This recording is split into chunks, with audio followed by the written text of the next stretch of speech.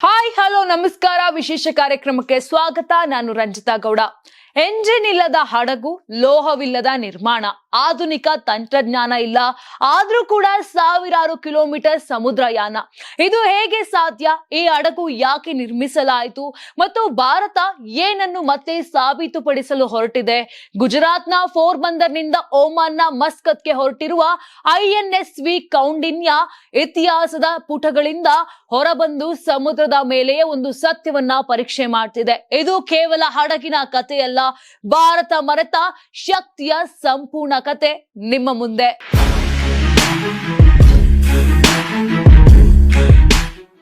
ಸಮುದ್ರದ ಮೇಲೆ ನಿಧಾನವಾಗಿ ಹಾರುವ ಹಾಯಿಗಳು, ಎಂಜಿನ್ಗಳ ಶಬ್ದವಿಲ್ಲದ ಮೌನ, ಆದರೆ ಅದರೊಳಗೆ ಸಾವಿರಾರು ವರ್ಷಗಳ ಜ್ಞಾನ.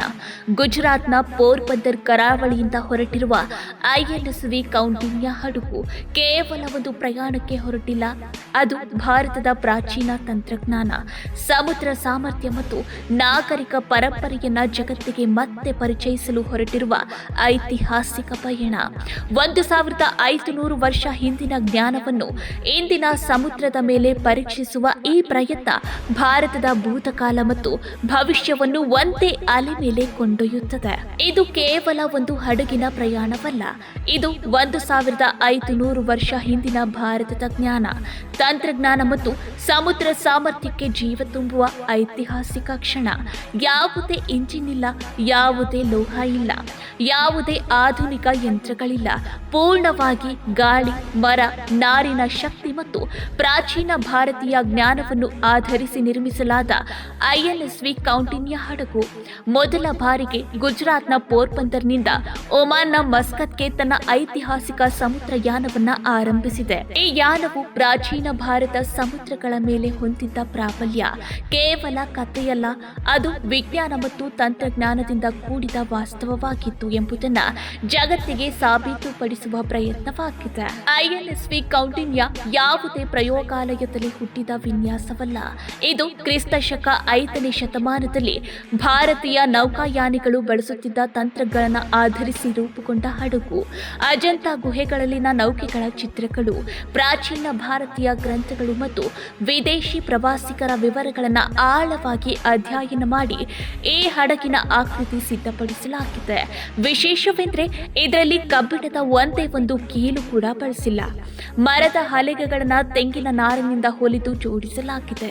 ಹೀಗಾಗಿ ಇದನ್ನು ಹೊಲಿದ ಹಡಗು ಎಂದು ಕರೆಯಲಾಗುತ್ತದೆ. ನೀರು ಒಳನುಗ್ಗದಂತೆ ನೈಸರ್ಗಿಕ ರಾಳ, ಹತ್ತಿ ಮತ್ತು ತೈಲಗಳನ್ನು ಬಳಸಿರುವುದು ಪ್ರಾಚೀನ ಟಂಕೈ ತಂತ್ರಜ್ಞಾನದ ಅದ್ಭುತ ಉದಾಹರಣೆ. ಈ ಹಡಗು 19.6 ಮೀಟರ್ ಉದ್ದ, 6.5 ಮೀಟರ್ ಅಗಲ ಮತ್ತು 3.33 ಮೀಟರ್ ಆಳವಿದ್ದು 15 ನಾವಿಕರು ಪ್ರಯಾಣಿಸಲು ಸಾಧ್ಯ. ಹಡಗಿನ ವಿನ್ಯಾಸವೇ ವಿಭಿನ್ನ. ಮೊದಲು ಮೂಲ ಆಕೃತಿಯನ್ನ ನಿರ್ಮಿಸಿ ನಂತರ ಹಲಗೆಗಳನ್ನು ಜೋಡಿಸಲಾಗಿದೆ. ಇದರ ಪರಿಣಾಮ ಭಾರಿ ಅಲೆಗಳ ಒತ್ತಡ ಬಂದಾಗ ಹಡಗು ಮುರಿಯುವ ಬದಲು ಅಲೆಗಳ ಶಕ್ತಿಯನ್ನು ಹೀರಿಕೊಂಡು ಸ್ಥಿರವಾಗಿ ಸಾಗುತ್ತದೆ.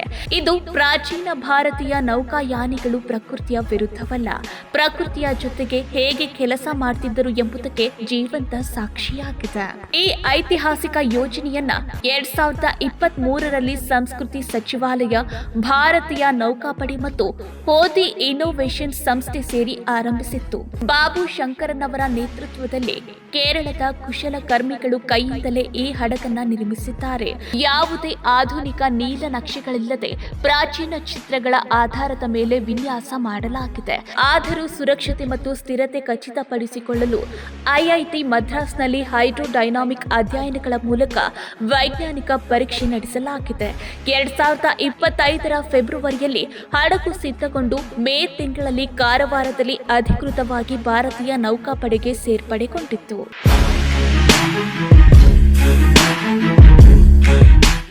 ಈ ಹಡಗಿಗೆ ಕೌಂಡಿನ್ಯ ಎಂದು ಹೆಸರು ಇಟ್ಟಿರುವುದಕ್ಕೂ ಗಾಢ ಐತಿಹಾಸಿಕ ಹಿನ್ನೆಲೆಯಿದೆ. 1ನೇ ಶತಮಾನದ ಮಹಾನ್ ಭಾರತೀಯ ಕಡಲಯಾನಿ ಮಹರ್ಷಿ ಕೌಂಡಿನ್ಯರ ಸ್ಮರಣಾರ್ಥ ಈ ಹೆಸರು ನೀಡಲಾಗಿದೆ. ಆಗ್ನೇಯ ಏಷ್ಯಾಕ್ಕೂ ನೌಕಾಯಾನ ಮಾಡಿದ ಕೌಂಡಿನ್ಯರು ಕಾಂಬೋಡಿಯಾದ ಹುನಾನ್ ಸಾಮ್ರಾಜ್ಯದ ನಿರ್ಮಾಣದಲ್ಲಿ ಪ್ರಮುಖ ಪಾತ್ರ ವಹಿಸಿದ್ರು. ಅಂದ್ರೆ ಭಾರತೀಯ ಸಮುದ್ರಯಾನವು ಕೇವಲ ವ್ಯಾಪಾರವಲ್ಲ, ಸಂಸ್ಕೃತಿ, ಸಂಪತ್ತ ಮತ್ತು ಸಾಮ್ರಾಜ್ಯಗಳ ನಿರ್ಮಾಣಕ್ಕೂ ಕಾರಣ ತಾಣವಾಗಿತ್ತು ಎಂಬುದನ್ನ ಈ ಹೆಸರು ನೆನಪಿಸುತ್ತದೆ. ಪೋರ್ಬಂದರ್ ಮಸ್ಕತ್ ಮಾರ್ಗವನ್ನು ಆಯ್ಕೆ ಮಾಡಿರುವುದಕ್ಕೂ ಕಾರಣವಿದೆ. ಪ್ರಾಚೀನ ಕಾಲದಲ್ಲಿ ಇದು ಭಾರತದ ಪ್ರಮುಖ ವ್ಯಾಪಾರ ಮಾರ್ಗವಾಗಿತ್ತು. ಮಸಾಲೆ, ಜವಳಿ ಮತ್ತು ಇತರ ವಸ್ತುಗಳ ರಫ್ತುಗಾಗಿ ಭಾರತ ಈ ಮಾರ್ಗದ ಮೂಲಕ ಪಶ್ಚಿಮ ಏಷ್ಯಾ, ಆಫ್ರಿಕಾ ಮತ್ತು ಆಗ್ನೇಯ ಏಷ್ಯಾ ಜೊತೆ ಸಂಪರ್ಕ ಹೊಂದಿತ್ತು.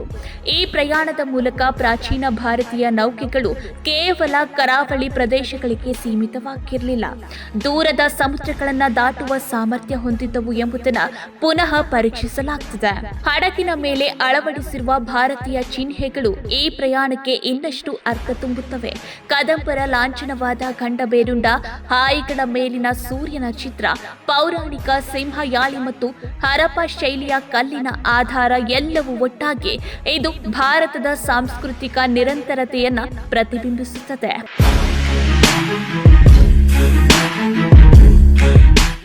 ಹೇಗಾದ್ರೆ ಈ ಪ್ರಯಾಣ ಭಾರತಕ್ಕೆ ಯಾಕೆ ಮುಖ್ಯ? ಇದು ಕೇವಲ ಹೆಮ್ಮೆಯ ಸಂಕೇತವಲ್ಲ, ಇದು ಭಾರತದ ಪ್ರಾಚೀನ ಜ್ಞಾನವನ್ನು ಜಗತ್ತಿಗೆ ಪರಿಚಯಿಸುವ ಸಾಫ್ಟ್ ಪವರ್ ಸಾಧನ.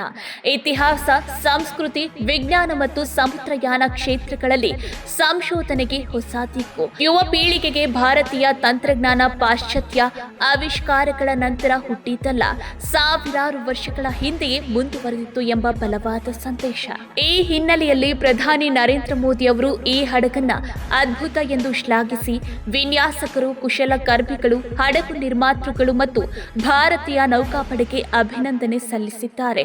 ಜೊತೆಗೆ ಕೊಲ್ಲಿ ಪ್ರಾಂತ್ಯದೊಂದಿಗೆ ಭಾರತದ ಐತಿಹಾಸಿಕ ಬಾಂಧವ್ಯವನ್ನು ಮರು ಅನ್ವೇಷಿಸಲು ಹೊರಟಿರುವ ಸಿಬ್ಬಂದಿಗೆ ಶುಭ ಮತ್ತು ಸುರಕ್ಷಿತ ಪ್ರಯಾಣವನ್ನ ಕೋರಿದ್ದಾರೆ. ಈ ಪ್ರಯಾಣದ ಮೂಲ ಉದ್ದೇಶ ಕೇವಲ ಒಂದು ಹಡಗನ್ನ ಸಮುದ್ರಕ್ಕೆ ಇಳಿಸುವುದಲ್ಲ, ಇದು ಇತಿಹಾಸದ ಮೇಲೆ ನಿಂತಿರುವ ಒಂದು ವೈಜ್ಞಾನಿಕ ಪ್ರಯೋಗ. ಪಾಶ್ಚಾತ್ಯ ಇತಿಹಾಸದಲ್ಲಿ ಭಾರತೀಯ ಸಮುದ್ರಯಾನವನ್ನು ಬಹುಸಾರ ಕೇವಲ ಕರಾವಳಿ ವ್ಯಾಪಾರಕ್ಕೆ ಸೀಮಿತಗೊಳಿಸಲಾಗಿತ್ತು.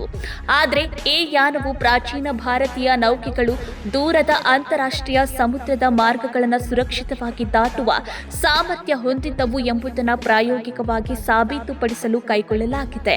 ಅಂದ್ರೆ ಪುರಾತತ್ವ ಪುಸ್ತಕಗಳಲ್ಲಿರುವ ಮಾಹಿತಿಯನ್ನ ಸಮುದ್ರದ ಮೇಲೆಯೇ ಪರೀಕ್ಷಿಸುವ ಅಪರೂಪದ ಪ್ರಯತ್ನ ಇದು. ವಿಶೇಷವಾಗಿ ಇಂಜಿನಿಲ್ಲದೆ ಗಾಳಿಯ ಶಕ್ತಿಯನ್ನೇ ನಂಬಿಕೊಂಡು ಸಾಗುವ ಈ ಹಡಗು ಪ್ರಾಚೀನ ಭಾರತೀಯ ನೌಕಾಯಾನಿಗಳು ಮಾನ್ಸೂನ್ ಗಾಳಿಗಳನ್ನು ಹೇಗೆ ಓದುತ್ತಿದ್ದರು ಎಂಬುದನ್ನು ಅಧ್ಯಯನ ಮಾಡಲು ಸಹಾಯ ಮಾಡಲಿದೆ. ಗಾಳಿಯ ದಿಕ್ಕು, ಅಲೆಗಳ ತೀವ್ರತೆ, ಹಡಗಿನ ಲವಚಿಕತೆ ಇವೆಲ್ಲವನ್ನು ಲೋಹರಹಿತ ರಚನೆಯ ಮೂಲಕ ಸಮತೋಲನಗೊಳಿಸುವ ತಂತ್ರಜ್ಞಾನ ಇಂದಿನ ಆಧುನಿಕ ಇಂಜಿನಿಯರ್ಗಿಂತಲೂ ಸವಾಲು ಹಾಕುವಷ್ಟು ಸುಧಾರಿತವಾಗಿದೆ ಎಂದು ತಜ್ಞರು ಹೇಳುತ್ತಾರೆ. ಇದು ಪ್ರಾಚೀನ ಭಾರತದಲ್ಲಿ ಪ್ರಕೃತಿ ವಿಜ್ಞಾನಕ್ಕೆ ಇದ್ದ ಆಳವಾದ ಅರಿವಿನ ಪ್ರತೀಕವಾಗಿದೆ. ಈ ಯೋಜನೆಯ ಮತ್ತೊಂದು ಮಹತ್ವದ ಅಂಶವೆಂದರೆ ಇದು ಭಾರತದ ಕರಕುಶಲ ಪರಂಪರೆಗೆ ಪುನರ್ಜನ್ಮ ನೀಡಿರುವುದು. ಶತಮಾನಗಳಿಂದ ಕಣ್ಮರೆಯಾಗುತ್ತಿದ್ದ ಹೊಲಿದ ಹಡಗು ತಂತ್ರಜ್ಞಾನವನ್ನ ಮತ್ತೆ ಜೀವಂತಗೊಳಿಸುವ ಮೂಲಕ ಸ್ಥಳೀಯ ಕುಶಲಕರ್ಮಿಗಳ ಜ್ಞಾನವು ಪೀಳಿಗೆಯಿಂದ ಪೀಳಿಗೆ ಸಾಗಿದ ಬುದ್ಧಿವಂತಿಕೆ ಎಂಬುದನ್ನ ಈ ಹಡಗು ತೋರಿಸಿದೆ. ಕೈಯಿಂದ ನಿರ್ಮಿಸಲಾದ ಪ್ರತಿಯೊಂದು ಹೊಲಿಗೆ, ಪ್ರತಿಯೊಂದು ನಾರಿನ ಜೋಡಣೆ ಇವು ಯಂತ್ರಕ್ಕಿಂತಲೂ ಹೆಚ್ಚು ನಿಖರವಾಗಿರಬಹುದು ಎಂಬ ಸಂದೇಶವನ್ನ ಜಗತ್ತಿಗೆ ರವಾನಿಸುತ್ತವೆ. ಜಾಗತಿಕ ಮಟ್ಟದಲ್ಲಿಯೂ ಐಎನ್ಎಸ್ವಿ ಕೌಂಟಿನ್ಯ ವಿಶೇಷ ಗಮನ ಸೆಳೆದಿದೆ. ಪ್ರಾಚೀನ ನೌಕಾಯಾನ ತಂತ್ರಜ್ಞಾನಗಳ ಪುನರ್ ನಿರ್ಮಾಣದ ಪ್ರಯತ್ನಗಳು ಜಗತ್ತಿನಲ್ಲಿ ವಿರಳ. ಇಂತಹ ಹಡಗುಗಳು ಮ್ಯೂಸಿಯಂನಲ್ಲಿ ನಿಲ್ಲುವ ವಸ್ತುಗಳಾಗಿ ಉಳಿಯದೆ ನೈಜ ಸಮುದ್ರಯಾನ ನಡೆಸುತ್ತಿರುವುದು ಭಾರತವನ್ನು ಈ ಕ್ಷೇತ್ರದಲ್ಲಿ ಮುಂಚೂಣಿಗೆ ತರುತ್ತದೆ. ಇದು ಸಾಗರ ಇತಿಹಾಸ, ಪುರಾತತ್ವ, ಸಮುದ್ರ ವಿಜ್ಞಾನ ಮತ್ತು ಸಂಸ್ಕೃತಿ ಅಧ್ಯಯನಗಳಿಗೆ ಅಂತಾರಾಷ್ಟ್ರೀಯ ಸಹಕಾರದ ಹೊಸ ಬಾಗಿಲುಗಳನ್ನು ತೆರೆಯುವ ಸಾಧ್ಯತೆ ಇದೆ. ಇದಕ್ಕಿಂತಲೂ ಮುಖ್ಯವಾಗಿ ಈ ಪ್ರಯಾಣ ಭಾರತದ ಯುವ ಪೀಳಿಗೆಗೆ ನೀಡುವ ಸಂದೇಶ ಅಪಾರ. ತಂತ್ರಜ್ಞಾನ ಎಂದರೆ ಕೇವಲ ಇಂದಿನ ಡಿಜಿಟಲ್ ಯುಗದಲ್ಲೇ ಹುಟ್ಟಿದ್ದಲ್ಲ. ಸಾವಿರಾರು ವರ್ಷಗಳ ಹಿಂದೆಯೇ ಭಾರತದಲ್ಲಿ ವಿಜ್ಞಾನ, ಇಂಜಿನಿಯರಿಂಗ್ ಮತ್ತು ನ್ಯಾವಿಗೇಷನ್ ಉನ್ನತ ಮಟ್ಟದಲ್ಲಿದ್ದವು ಎಂಬ ಆತ್ಮವಿಶ್ವಾಸವನ್ನು ಈ ಹಡಗು ಮೂಡಿಸುತ್ತದೆ. ಇದು ಭವಿಷ್ಯದ ಆವಿಷ್ಕಾರಗಳಿಗೆ ಪ್ರೇರಣೆ ನೀಡುವ, ಭೂತಕಾಲದ ಮೇಲೆ ಹೆಮ್ಮೆ ಪಡಲು ಕಲಿಸುವ ಜೀವಂತ ಪಾಠವಾಗಿದೆ. ಐಎನ್ಎಸ್ವಿ ಕೌಂಟಿನ್ಯ ಇದು ಹಡಗು ಅಲ್ಲ, ಇದು ಭಾರತದ ಭೂತಕಾಲದಿಂದ ಭವಿಷ್ಯಕ್ಕೆ ಸಾಗುತ್ತಿರುವ ಹೆಮ್ಮೆಯ ಪಯಣ.